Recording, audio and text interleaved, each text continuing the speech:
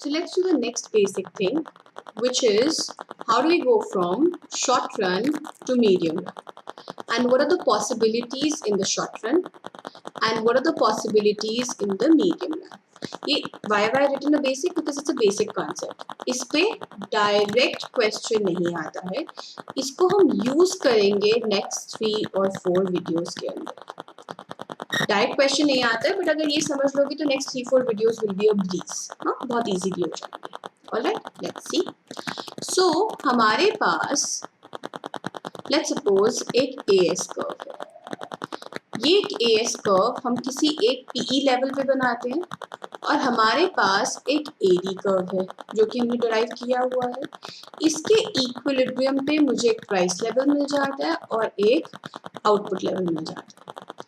अब हमने ये बोला कि शॉर्ट रन के अंदर इट इज़ नॉट नेसेसरी कि पी जो है वो पीई के इक्वल हो. केस हो सकता है कि पी जो है वो पीई के इक्वल ना हो, तो हम केस 1 लेते हैं.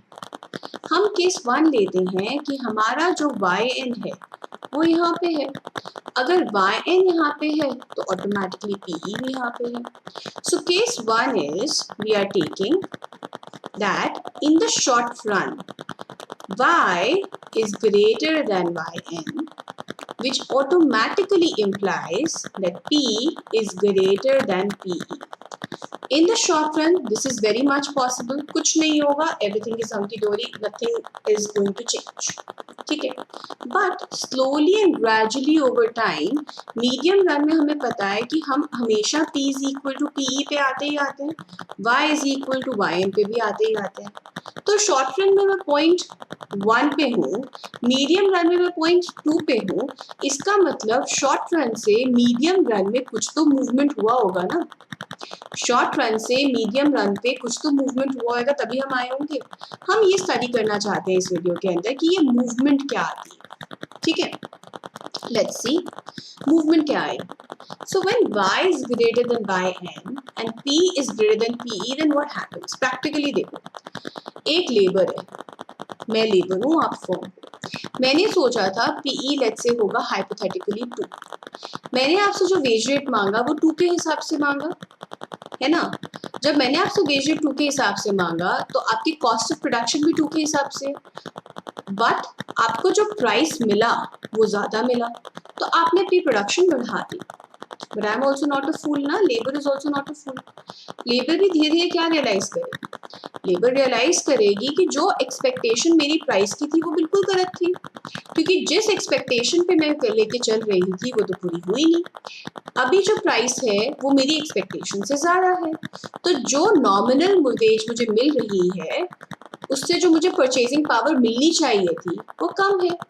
तो इसीलिए I will come back to you and I will ask you to increase my wages. Why? Because I now know that I need to correct my expectation of the price. Let me repeat that. मैं labour हूँ, मैंने 2 रुपये के हिसाब से आपसे wage rate मांगा, आपने भी मुझे दे दिया. अब लेकिन आपको जो प्राइस मिल रहा है वो ज़्यादा के हिसाब से मिल रहा है, क्योंकि एक्चुअली इकोनॉमी में जो प्राइस है वो ज़्यादा है. अब लेबर क्या करेगा, लेबर कुछ टाइम बाद रियलाइज करेगा कि उसने गलती करी, वो अपना वेज बढ़ाने के लिए आपके पास आएगा. जब वो अपना वेज बढ़ाने के लिए आपके पास आएगा तो वो क्यों आएगा, क्योंकि उसने अपनी एक्सपेक्टेशन जो है प्राइस की वो बढ़ा दी है. उसने अपनी जो एक्सपेक्टेशन है प्राइस की वो बढ़ा दी है.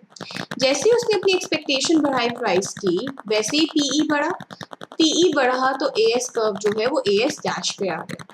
अब मेरा जो पीई है वो बढ़ चुका है, अब मेरा जो पीई है वो बढ़ चुका है. It's a higher level of PE. My PE is slightly higher. My PE now is slightly higher. ठीक है, तो मैं कहाँ पे आई, आई मूव फ्रॉम 1 to 3. मैं कहाँ पे मूव करी, I move from 1 to 3, right. लेकिन अभी भी व्हाट इज हैपनिंग, अभी भी अब आप कंपेयर करोगे, a point 3 is a P naught, but now my PE also is not 2, my PE is here. This is my PE wherever it's cutting the blue curve. So ये मेरा नया PE है और ये मेरा नया P not है। आप देख लो गैप कम है, तो इसके अंदर गैप ज्यादा है और इसके अंदर गैप कम है। क्यों? क्योंकि लेट्स सपोज पहले, let me finish this chain. So let's suppose पहले एक्सपेक्टेड प्राइस 2 था और एक्चुअल प्राइस लेट्स से 5 था, तो आपका गैप 3 का था। अब उसने एक्सपेक्टेड प्राइस बढ़ा दिया, 2 से 3 पे कर दिया। तो अब क्या हुआ, जब एक्सपेक्टेड प्राइस बढ़ गया तो आपने वेज इंक्रीज करी, वेज इंक्रीज करी आपने, तो आपके लिए कॉस्ट ऑफ प्रोडक्शन बढ़ा। आपका कॉस्ट ऑफ प्रोडक्शन बढ़ा तो आप प्राइस भी बढ़ाओगे। बट जैसे ये एक्सपेक्टेड प्राइस 1 रुपी से बढ़ा तो आप प्राइस 1 रुपी से नहीं बढ़ा सकते, क्योंकि एक्सेप्टेंस नहीं आएगी ना, आपकी डिमांड कम हो जाएगी। तो आप प्राइस बढ़ाओगे बट बाय लेस देन 1। आपने प्राइस इंक्रीज किया 0.5 से, तो अब गैप कितना रह गया, 2.5 रुपीज का। पहले गैप कितना था, 3 रुपीज का, है ना। आपने प्राइस इंक्रीज किया, आपने प्राइस 5.5 कर दिया, तो आपका गैप कितना रह गया, 2.5 का। पहले gap was 3। Make sense? Let me continue this and change the color. Now what happens, आप PE को further बढ़ाओगे। आपकी एक्सपेक्टेशन थी प्राइस 3 रुपीज होगा, मेरी एक्सपेक्टेशन थी प्राइस 3 रुपीज होगा, मैं लेबर हूँ, बट एक्चुअल प्राइस 5.5 है, तो मैं तो फिर भी, मेरी तो वेजेस कम रह गई। मैं फिर से आपके पास आऊंगी, मैं फिर से बोलूंगी अब now I want to make my expected price let's say 5।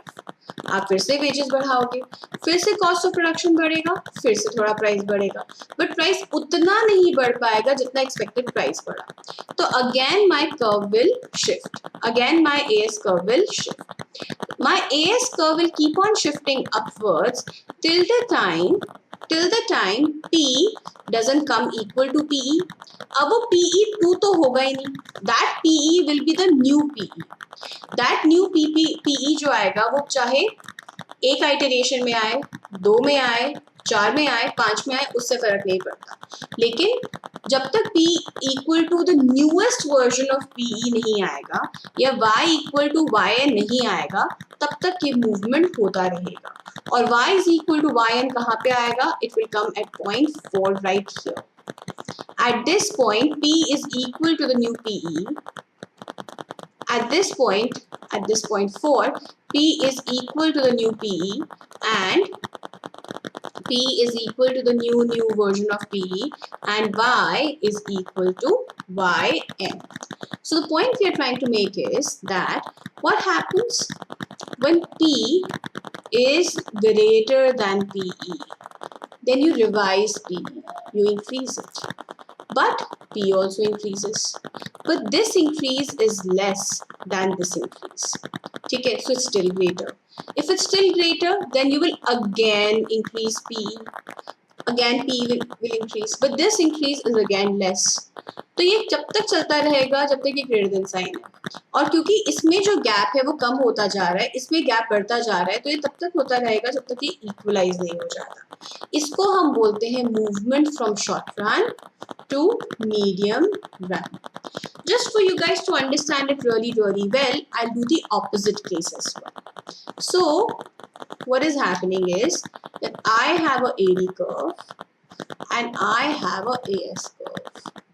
My equilibrium is at point 1. I have a P naught and Y naught, but my YN is here. So in this case now what is happening? P is less than PE, which implies Y is less than YN. I am the labor, you are the firm. मैंने सोचा PE will be 5. आपने भी सोचा PE will be 5. मैंने जो आपसे wages मांगी और जो हमने wages agree करी, हमने 5 रुपीज के हिसाब से करी। एक्चुअली प्राइस लेवल इकोनॉमी में रह गया लेट्स से 3। सो आप अर्न इस पे कर रहे हो, पे इस पे कर रहे हो, तो लॉस उठा रहे हो, तो आप अपनी प्रोडक्शन कम करोगे, राइट। अब क्या होगा नेक्स्ट टाइम पीरियड में, नेक्स्ट टाइम पीरियड से मेरा मतलब है जब भी हम करेंगे, maybe 1 year, maybe 6 months, maybe 2 months, maybe 3 months, that doesn't matter, you will realise, I will realise that P is lesser than PE। तो हम अपनी नई एक्सपेक्टेशन सेट करेंगे, नई एक्सपेक्टेशन सेट करेंगे तो wages को कम करेंगे, वेजेस को कम करेंगे तो प्राइस भी हल्का सा कम होगा। क्यों? वेज कम हुआ, कॉस्ट ऑफ प्रोडक्शन कम हुआ, कॉस्ट ऑफ प्रोडक्शन कम हुआ तो प्राइस भी थोड़ा सा कम होगा ना, उतना कम नहीं होगा जितना पहले था. So if my PE is falling by 1, my P will not fall by 1. P will fall by lesser. But because of this fall, ये क्योंकि मेरा PE fall करा, my PE has fallen, my AS curve will shift downward. My AS curve will shift downward. And it will keep on shifting downward जब तक हम AS triple dash पे नहीं आते. That is, I don't come to the point of equilibrium, which is 2. जब हम 2 पे आ जाएंगे तब क्या होगा? P will be equal to the newest version of PE and Y will be equal to YN. तो इसमें क्या हो रहा है? P is less than PE, because of which PE is going to fall, which is why P is going to fall. But this fall is going to be less. तो gap close हो रहा है ना? PE is further going to fall. PE is further going to fall. Again, this is less. It will keep on happening जब तक वो equal नहीं हो जाता है. जब तक वो equal नहीं हो जाता है. I hope the short run to medium run is clear. हम इसी analysis को बार-बार use करेंगे in the next 3 videos. All right. So if it is not clear, एक बार और देख लो, clear हो जाए. All right. Thank you.